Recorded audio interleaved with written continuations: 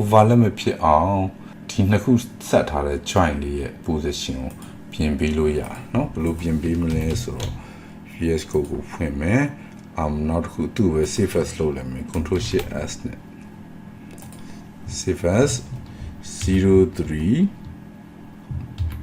ORIGIN origin.urdf ပေါ့နော်ဟုတ်ပြီအဲ့တော့ join ကိုကျွန်တော်တို့က origin ဒီ default baseline ရဲ့ origin နဲ့မဟုတ် baseline ရဲ့ထွက်ပေါ်ရ origin မဟုတ်ဘဲနဲ့เนาะ h တန်ဖိုး0နဲ့ y တန်ဖိုး -0.22 z တန်ဖိုးပြီးပြီးတော့ရွှေ့ကြည့်မယ်เนาะဒါဆိုရင်ဘယ်လိုဖြစ်မလဲထပ်ပြီးတော့လေ့လာကြည့်အောင်เนาะဒီတစ်ခါကြာရင်တော့03 origin.urdf ပေါ့เนาะဒါဆိုရင်သူ့ရဲ့ origin ကညာဘက်ကိုရောက်သွားပြီเนาะ baseline ကစတာမဟုတ်ဘူး origin ကဒီကစတာเนาะ robot model ကိုဖြောက်လိုက်ဒါကျွန်တော်တို့သင်ခဲ့တဲ့ df ပါပဲဗျာ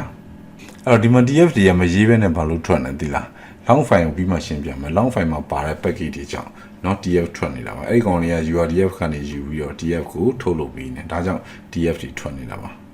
တကယ်လို့ df တာမရှိလို့ရှိရင်တော့အကုန်လုံးဒီအလယ်မှာပဲ overlap ဖြစ်နေမှာပေါ့เนาะ baseline မှာပဲအကုန်လုံးထပ်နေလိမ့်မယ်ဟုတ်ပြီဒီတစ်ခါကျရင်ကျွန်တော်တို့ဘာလုပ်မလဲဆိုတော့ material လေးတွေထည့်အောင်เนาะ material ဆိုတာသူရဲ့ color RGBA visual မြင်ရတဲ့အပိုင်းကိုလှပအောင်ရေးလို့ရပါတယ်အဲ့တော့ Ctrl Shift S နဲ့စေလိုက်မယ်စေပြီးရင်သူ့ကိုနာမည်ပေးမယ်ဒီတစ်ခါ04 material ပေါ့နော်04 material.urdf ပေါ့အဲ့တော့ material ကကျွန်တော်အပေါ်မှာ robot test ထဲမှာပဲ material ရေးမယ် material name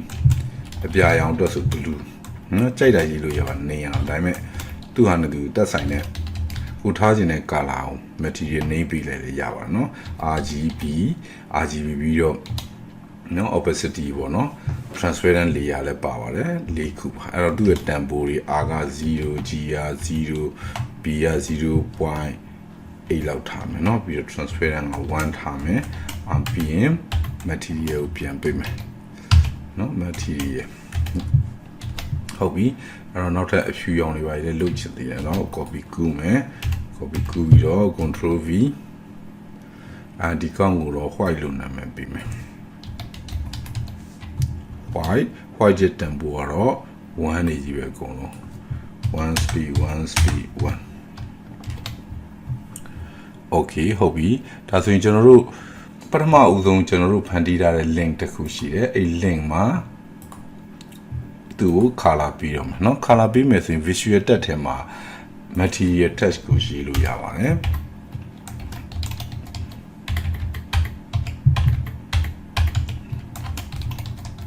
material name blue ဆိုပြီးတော့เนาะတခါလဲ material text ကိုပိတ်လိုက်မယ်เนาะ open text close text နဲ့လည်းရေးလို့ရတယ်ဟုတ်ပြီနောက်ထပ် link တစ်ခုเนาะနောက်ထပ် link တစ်ခုကို base link မဟုတ်သူ့ရဲ့လက်ကိုကြာတော့ဘာပေးမလဲဆိုတော့အရာ white ပေါ့เนาะ material name เนาะအပေါ် white တန်ဖိုးကိုပြန်သုံးလိုက်တာပေါ့ဒါပါပဲဟုတ်ပြီပြီးလို့ရှိရင်ကျွန်တော်သူ့ရဲ့ဘယ်ဘက်လက်ကိုပါထည့်เนาะအဲ့တော့ဘယ်ဘက်လက်ကိုထည့်မယ်ဆိုတော့နောက်ထပ် link တစ်ခုထပ်ပြီးတော့ဖန်တီးမယ်နောက်ထပ် link တစ်ခုက control V copy ပဲကူးလိုက်တော့မယ်เนาะ tab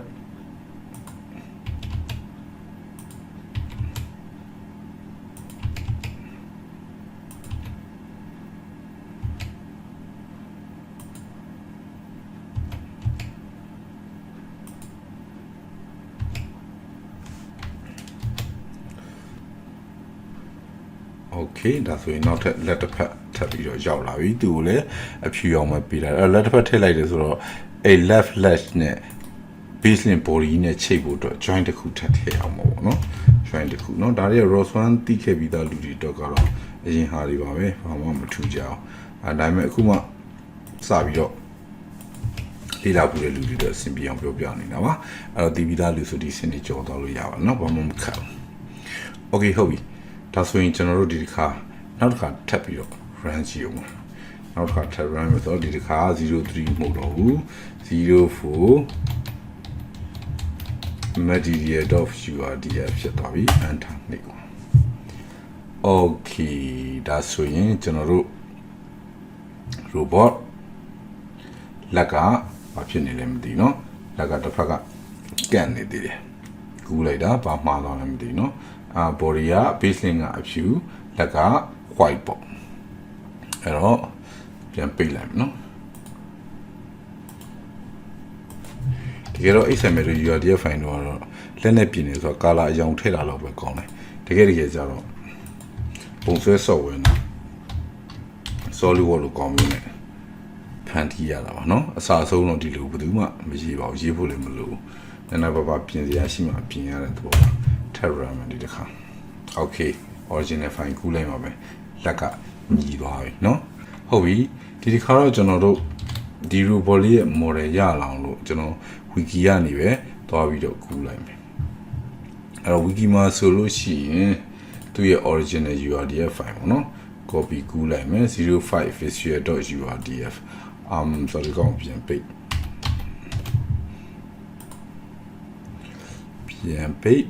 ပြီးတော့ control shift s 05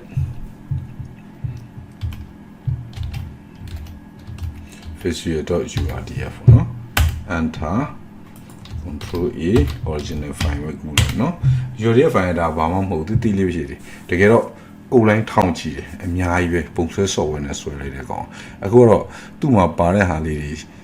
ချုပ်ဟာလေးတွေရှင်းပြခြင်းလို့ဒီကောင်ကို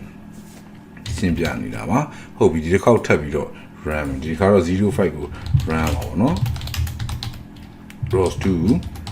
launch my robot package အဲ့ထဲက display.launch ကတော့တစ်ခုပဲရှိเนาะ model argument ကိုထည့်မယ် model argument ကURDF ထဲက05 visual URDF enter okay ဒါဆိုရင် robot ကအစအဆုံးပြည့်စုံသွားပြီဒါပေမဲ့ robot state เนาะ error ပြနေတယ်ထားလိုက်တော့ဒီ error နောက်မှရှိမယ် baseline ဟုတ်ပြီ pause เนาะအဲ့တော့ frame ကြီးပဲဒီရဲ့ robot model ကိုခဏပိတ်လိုက်ပြီးတော့ frame ကြီးပဲကြည့်မယ်ဆိုဒါเนาะ robot ရဲ့ transform frame တွေပဲเนาะဒီလောက်များတဲ့ transform frame တွေကိုကျွန်တော်တို့ publish လုပ်ပေးထားတာမဟုတ်ဘူးเนาะအဲ့အကြောင်းနောက်မှပြောပြပါမယ် sphere ရောက်လာတာလေတကယ်တော့ geometry မှာ sphere ဆိုတဲ့ text ကိုသုံးပြီး radius ဘလောက်เนาะပြီးတော့ material white เนาะဒါကြောင့်အဲ့လိုပြီးတော့တတ်မှတ်တဲ့ position ပေါ့เนาะကိုစိတ်ကြိုက် position ကိုရွှေ့ပြီးလို့ရတယ်เนาะတကယ်တော့ဒါနဲ့ XML နဲ့ဒီ URDF ကိုကြည့်ပြီးဆွဲတာတော့မဟုတ်ဘူးเนาะတကယ်တော့ပုံဆွဲ software နဲ့ဒါလေးကဟိုရှင်းပြတာမှုလို့ပါ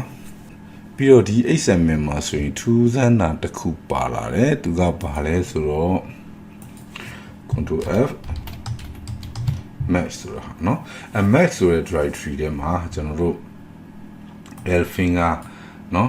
DE ဆိုတဲ့เนาะပုံဆွဲရတဲ့เนาะ DE format နဲ့ file လေးရှိပါတယ်အဲ့ကောင်ကိုယူသုံးပြီးလို့ရတယ်အဲ့ဒါမှကျွန်တော်တို့နှုံးဆိုကျွန်တော်ဆွဲမယ်ဆိုဆက်လုံးတို့ cylinder တို့စတုကန်တို့ဒီပုံတွေကုပတုံးတို့ဒီပုံစံတွေပဲရမှာအဲ့တော့ပုံဆွဲရတဲ့ file တွေလည်းဒီလိုဆွဲထည့်လို့ရတယ်ဒါပေမဲ့ကျွန်တော်ပုံမှာ error ရှိတယ်ဘာဖြစ်လို့လဲဆိုတော့ URDF tutorial ဆိုတဲ့ package ကကျွန်တော်မှာမရှိလို့ပါဟုတ်ပြီအဲ့တော့ကျွန်တော် wiki ကနေသွားပြီးတော့ down လိုက်မယ်အဲ့တော့ wiki ကနေ down လာတာသူ့ရဲ့ original package ပါเนาะအဲ့တော့ extract ရှိရပဲလုပ်လိုက်မယ်ဒီထဲမှာပါရှိလဲဆို math ဆိုတဲ့ကောင်ရှိတယ်เนาะအဲ့ထဲဟာတွေကျွန်တော် copy ကူးပြီးထည့်ပြရအောင်ပေါ့ control A control C နဲ့ပဲ copy ကူးမယ်ပြီးတော့ကျွန်တော်ရဲ့ wall speed ထက်ကကြတော့သူ့ package နဲ့တင်လို့လည်းရပါတယ်เนาะဒါမှကျွန်တော်အသိ create လုပ်ပြီးတင်ချင်တာမို့လို့နည်းနည်းလေး copy ကူးရတာများသွားတာပါဒီခံပေးပါဟောဒီမှာmy room report မဟုတ်ဘူး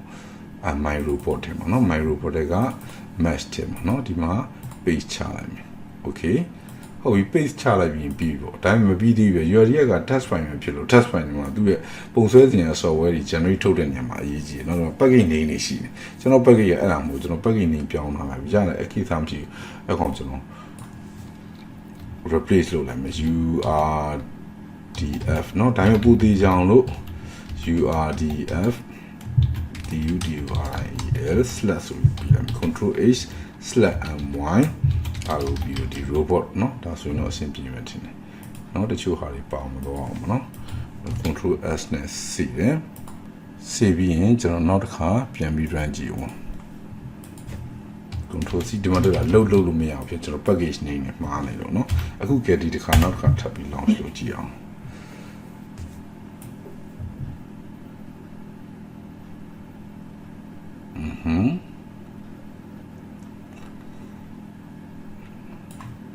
okay မရသေးဘူးထင်တယ် Elfinger DAED enable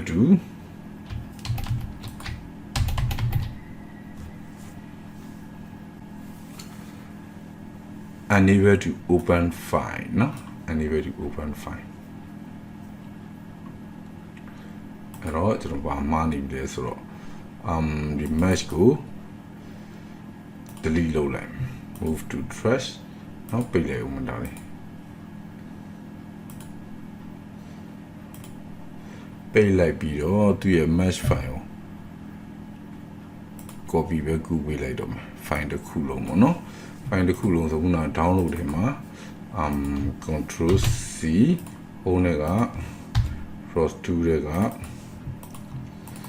ROS2 SRC my robot paste okay control.D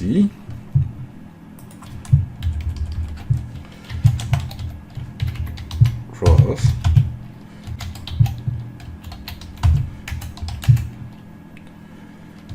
ROS2 launch my robot data display launch modem URDF data 05 visual.urdf เนาะဖွင့်ကြည့်အောင် okay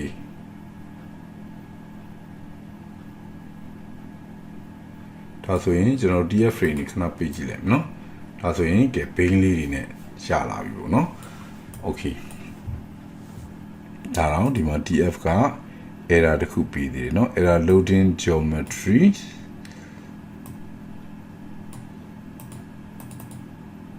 เนาะဒီကောင်မပေါ်ဘူးဖြစ်နေ okay ပါရတယ်เนาะလောက်ပေါ်ရင်မဆိုးပါဘူး okay robot ပုံက gripper တော့မပါသေး gripper တော့မပါသေးတော့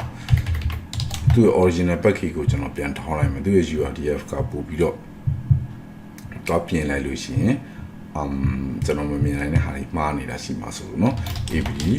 install -y ROS handle URDF เนาะ tutorial ပေါ့เนาะဒါကျွန်တော်မှာတော့ install လုပ်ပြီးသားပါเนาะပြီးလို့ရှိရင် source bash rc ပြန်မယ်ပြီးရင် launch ပြန်လုပ်เนาะဒီကတော့ URDF file original file ပဲပြင်ထားတာမဟုတ် package ကတော့အကောင်မညွှန်းတာเนาะဒါဆိုရင်ဒီမှာကျွန်တော်တို့ကြည့် robot က gripper ရောဒီဘက်ကပိန်းလုံးလေးတွေရောပါလာပြီခုနက gripper မပါသေးလို့เนาะဟုတ်ပြီဒါဆိုရင်ဒီကောင်ကိုကျွန်တော်တို့လှုပ်ရှားလို့ရတဲ့အစိတ်ပိုင်းတွေကိုလှုပ်ရှားအောင်ဘယ်လိုလုပ်လဲဆိုတော့နောက်ဗီဒီယိုတစ်ခုမှာကြည့်မယ်